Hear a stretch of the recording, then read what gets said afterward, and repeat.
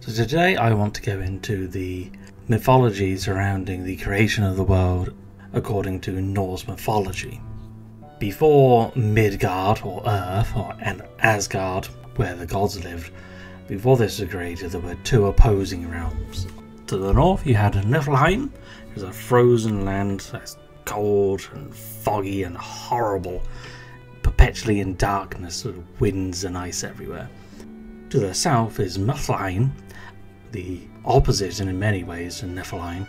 It's incredibly hot, full of lava, it's quite bright still, a lot of light and stuff, but it is unbearably warm and full of ash and volcanoes. In the middle of these two is Ginnungagap, or Yawning Void as I will probably call it. It's a vast nothingness between the two.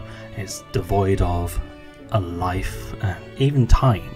Over time, the two realms started creeping towards each other until finally they meet. The flames start to melt the ice, and dripping down the water forms a giant named Ymir, who is a Jotun, or a frost giant, or a devourer, depending on.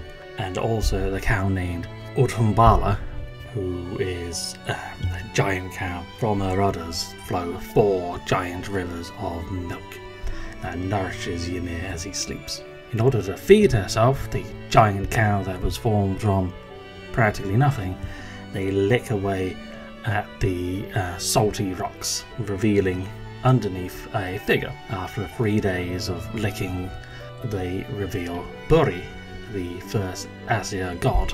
As Ymir is sleeping, they also produce sweat, which becomes male and female giants. The first 2 male and female giants, also Ymir, also a Jotun from beneath his left arm specifically, for some reason, and also a 6-headed creature from between his legs.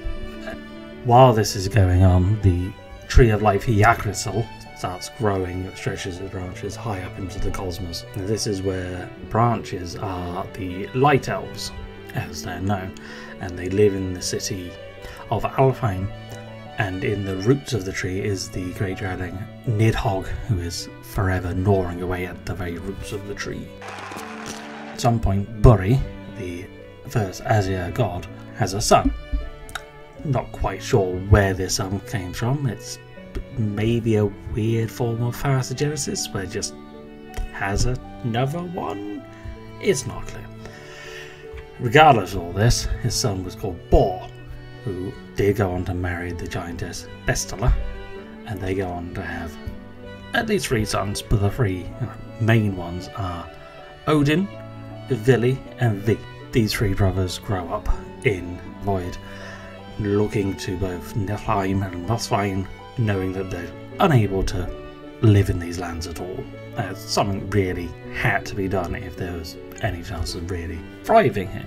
So the logical step to this is to kill the giant Ymir, who they then decide to create the earth with. From his bones they create mountains, from his blood they create oceans and seas and lakes and rivers. They grind down his teeth in order to make the sands of the beaches. His skull is used as the sky, and his brains are made into the clouds.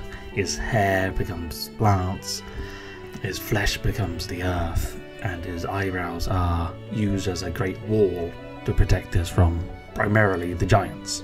And they named this Midgard.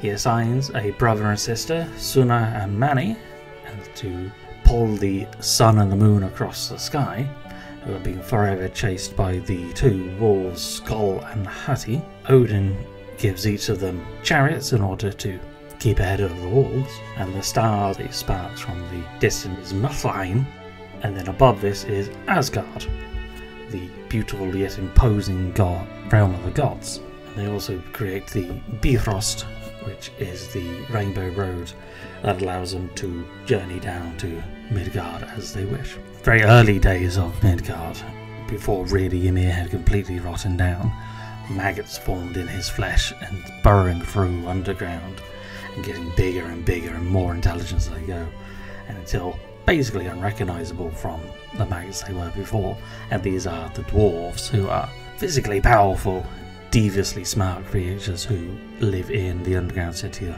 Naveldir.